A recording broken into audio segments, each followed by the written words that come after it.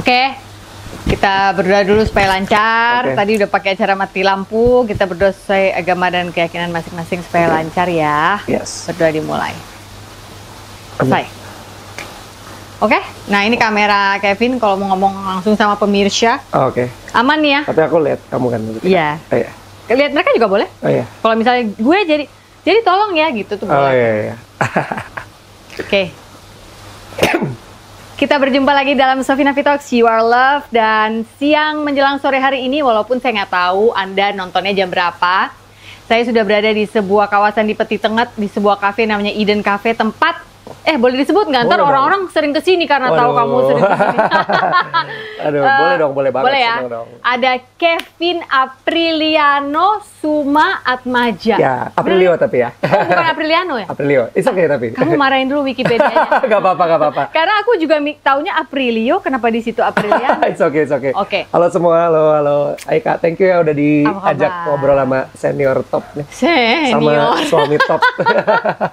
Senang loh saya nih. Aku senang banget akhirnya bisa ngajak ngobrol Kevin karena sebenarnya kan kalau Pongki sama aku tuh mainnya sama mama papanya. Ya, bukan main sih, maksudnya nggak kita hangout juga tapi ya iyalah ya kurang lebih kalau zaman dulu tuh kalau lagi acara bareng terus tunggu bentar kata Pak produser nih harus nyalain ini adalah apa namanya audio tambahan. Jadi zaman dulu tuh kalau misalnya aku manggung dalam arti aku jadi MC terus mungkin ada Twilight Orchestra atau Mbak Memes nyanyi gitu. Ini biasanya Kevin sama Tristan kadang-kadang dibawa ada gitu di backstage sampai mereka udah agak ABG baru mulai nggak kelihatan lagi. Terus tiba-tiba suatu hari muncullah sebuah band namanya Viera. Ini Kevin yang dulu itu udah gede gitu. Jadi seneng banget bisa ketemu Kevin. Thank you, seneng juga nih. Ikut menyaksikan dari jauh pertumbuhanmu. Tapi you guys still look like my age loh, beneran. Makasih. Awet muda berarti bahagia terus ya. Gue tambahin goceng nih. Waduh, asik. Thank you. Turunin lagi umurnya turunin. Jadi Kevin ini ntar malam main di Bali tapi memberikan waktu untuk Sofina Talks hari ini dan thank you so much ya. Kabar lu gimana? Baik. Seru. Bagaimana kehidupan setelah menikah? Seru. Udah happy banget malah. Setelah jadi suami tambah happy hidup? Tambah happy. Soalnya dia kayak sahabat sih ya. Oh ya? Jadi we do everything together lah. Mau nonton bareng, mau nge-game bareng. Jadi kayak bener-bener attach banget sih sistem meritnya kita. Oke. Panggilannya Vici apa Vici? Vici ya. Vici Melani, bener ya? Betul. Oke, Vici Melani.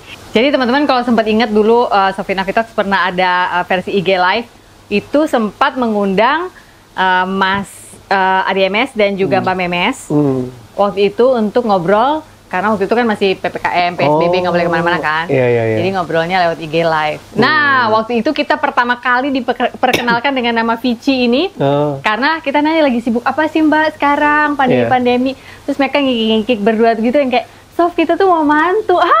Gitu. Jadi dari situ tuh aku langsung yang mana Pak? Yang mana? Calon istrinya, calon mantu yang mana? Terus gue sempet kepo-kepoin, oh ini gitu. Jadi kami sempat melihatmu bertumbuh dari jauh. Aduh. Aku juga ngikutin kalian dari kecil. Aduh, kata-kata dari kecilnya nggak enak banget. Aduh. Kevin, aku mau nanya hal-hal yang mungkin I don't know, kamu pernah ceritain ke dunia luar apa enggak? Yang kamu nyaman aja lah ya ceritanya. Apa aja boleh kok. Pokoknya kalau kamu nggak nyaman bilang aja karena yang ngedit masih gue juga. Jadi pasti gue cut. Jadi Kevin Aprilio ini dari kecil udah jago main piano karena dari TK udah dilesin, benar nggak? Iya, pastinya ngaruh ya. Jadi dari kecil kan TK, aku dari umur 4 tahun les piano, terus sampai SMP, tapi itu klasikal ya. Ya.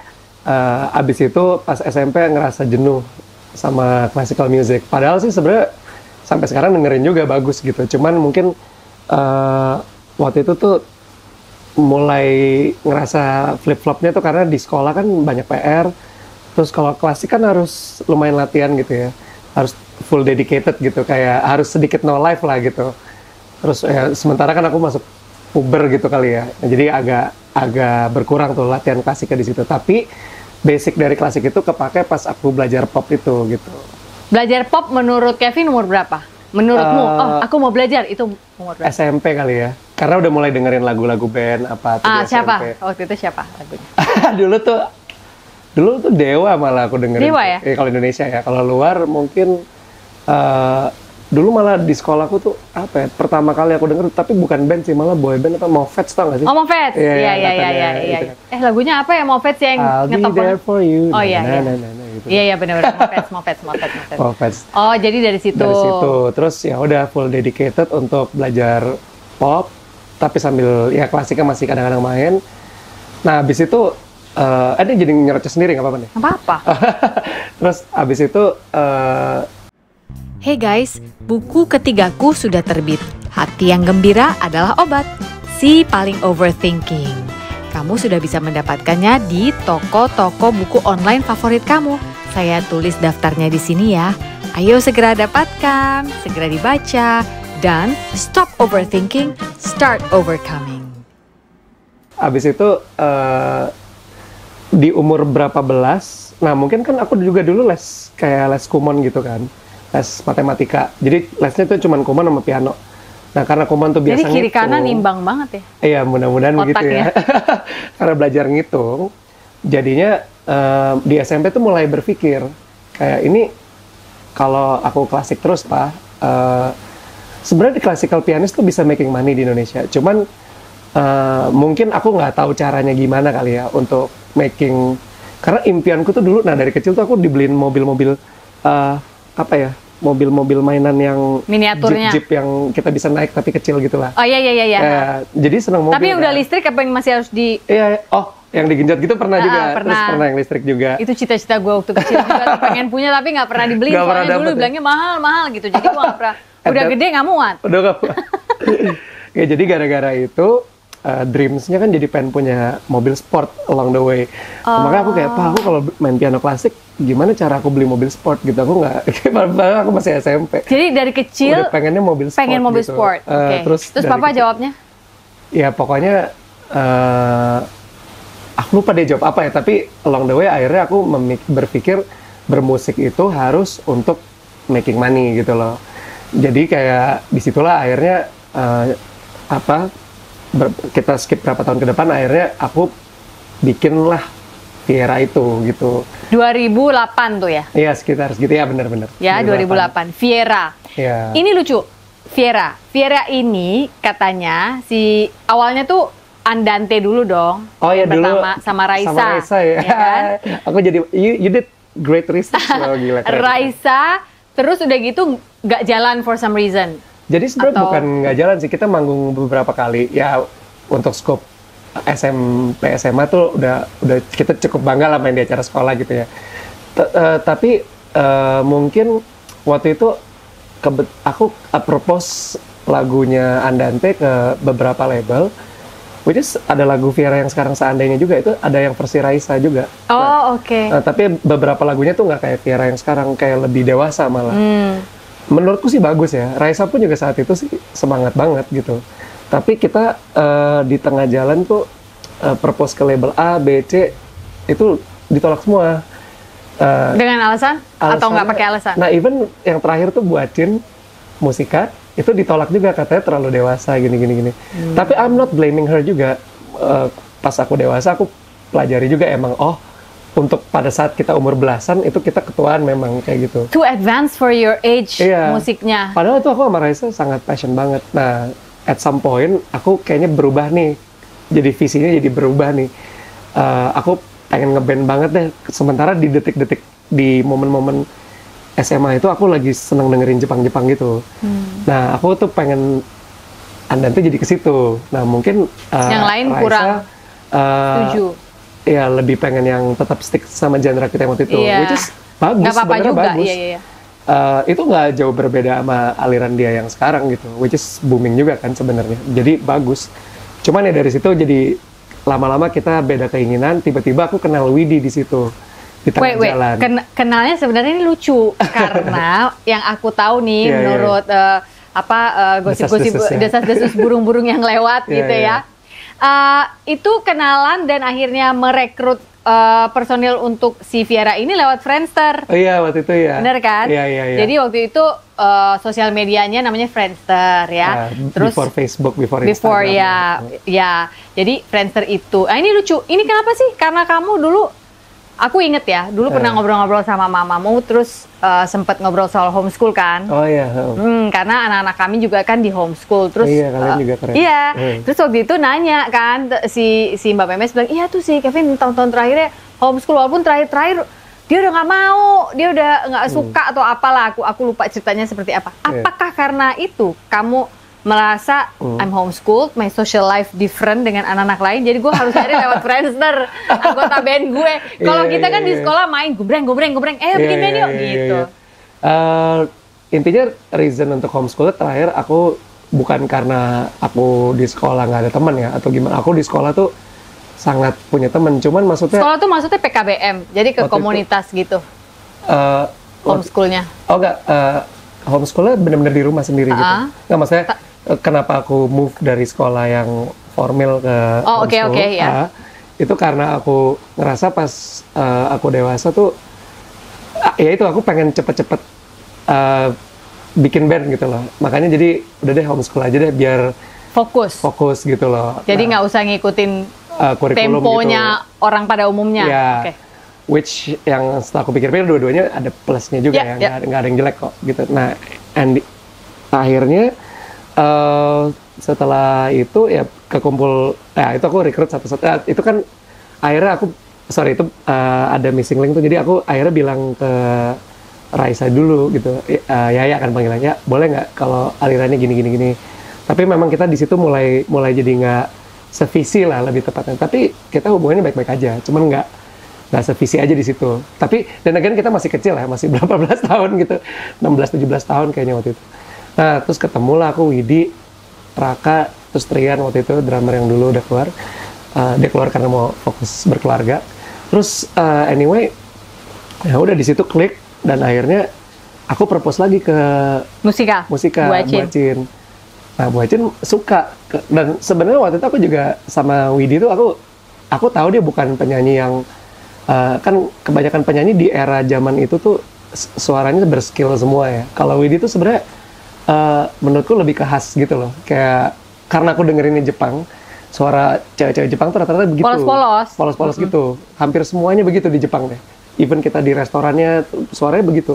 Ada yang serius tapi nggak dikeriting-keriting, dibunga-bungain gitu kadang-kadang ya. Polos gitu. Nah, aku untungnya udah terinfluence itu. Nah, pas aku nemu Widi dengan terus karakternya kan unik kan. Jadi ya udah di situ ternyata laguku diterima juga sama Buacin dengan dinyanyiin Widi itu, terus ya alhamdulillah cukup booming lah di era itu gitu. Ya, sampai sekarang alhamdulillah manggungnya oke loh. Pamer. Nggak, tapi iya, manggungnya banyak banget. Katanya bulan ini aja ada, padahal harusnya bulan puasa orang turun event. Ada ya di Bali sih nggak turun sih, kalau agak-agak beda memang. Tapi 8 luar biasa menurut aku luar biasa karena ya kita ini berkecimpung di dunia entertainment, we know ketika bulan puasa semua kegiatan. Apalagi pemilu kan. Iya, pemilu juga kemarin ada efeknya ke sana. Jadi awalnya itu dikenalkan ke ke Widi dan segala macam, itu kamu ketemu dulu dengar suara atau dia udah punya? Dia ada suara dia di MySpace dulu, ada MySpace tau? Iya, tahu. Itu terus dia nyanyiin lagunya orang gitu, terus aku tiba-tiba dengar, aku suka banget karakter suara ini gitu. Terus aku langsung lobby dia, terus dia alhamdulillah ya langsung mau gitu. Lah, dia tuh bukannya dulu pernah bandnya apa sih yang dia bisa screaming? Dia dulu apa sih istilahnya tuh kalau dia nyanyi gitu? Ya bisa growl, bisa scream, bisa. Pokoknya dia dulu sahabatnya Raka sama Onat. Raka sama Onat ini di Killing Me Inside gitu. Sampai sekarang masih ada sih Killing Me Inside. Iya, masih band ada. emo gitu. Dan pada masanya di kalangan emo, Killing Me Inside salah satu yang banyak suka juga gitu. Iya. Jadi Widi tuh di circle-nya udah banyak fans juga sama Raka. Tapi dia unik ya, suara polos bisa, tiba-tiba growl bisa, kayak jadi, tunggu, tadi orang yang tadi kemana kok berubah gitu kan, ya kan? Ya itu yang aku suka dari dia sih. Maksudnya dia tuh punya karakter lah. Even sampai sekarang tuh kita, menurutku laguku itu kalau dinyanyiin dia tuh kayak jadi match banget gitu. Dia pun juga ngerasa gitu kalau suara dia di ini laguku tuh kayak kita punya satu apa ya, chemistry yang ini unik nih, nggak ada yang punya nih yang kayak begini gitu. Gitu sih. Itu ngajarin Kevin pada saat itu untuk ini unik nih, belum ada yang kayak gini nih, gue mau bikin yang kayak gini tuh. Menurutmu itu faktor banyak denger referensi musik atau papa mama? Ya pasti papa mama juga naruh influence ya secara nggak sadar. Cuman kan memang bidangnya beda ya. Jadi di era itu sebenarnya susah juga ya untuk mau jadi apa ya. Soalnya kan pengen jadi musisi juga. Cuman kan papa udah kayak sukses di conducting, mama nyanyi. Kayak ada identity crisis juga kan ya. Pasti gue harus gimana nih gitu. Tapi untungnya papa mama nggak kesini nih gitu. Karena aku kayak nggak mau bersaing sama mereka juga gitu loh. Kayak pengen di musik tapi harus different dari mereka. Oh, kamu ada pemikiran itu dulu? Lumayan, karena kan kalau orang tuanya, maksudnya gini, kalau aku sukses orang bilang lu anaknya ini, kalau gagal lu bikin malu ini, gitu kan, bisa gitu kan. Jadi nggak pernah pada masa itu aku ini juga nggak pernah deep inside pengen gua akan teruskan ADMS untuk memimpin sekarang iya Twilight Orchestra. Baru sekarang tapi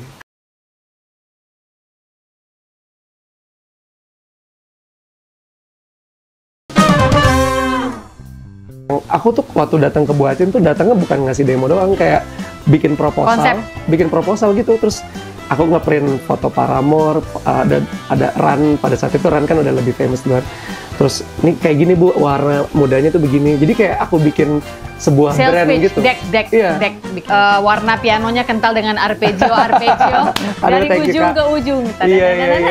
Pianonya pengen tampil banget. Tapi lucu ya, kamu tuh kayak nggak ada parnonya gitu sama dunia sosmed. Nyari temen band lewat Friendster. Istri juga pas aku tanya, Pici kenal di mana, Vin? Pas tadi kamera belum nyala, aku kenal di Instagram. Iya. Itu kenal di Instagram bener? Bener di Instagram. Karena siapa? Kamu disuruh orang, terus kamu kepo ngintip? Awal aku ngeliat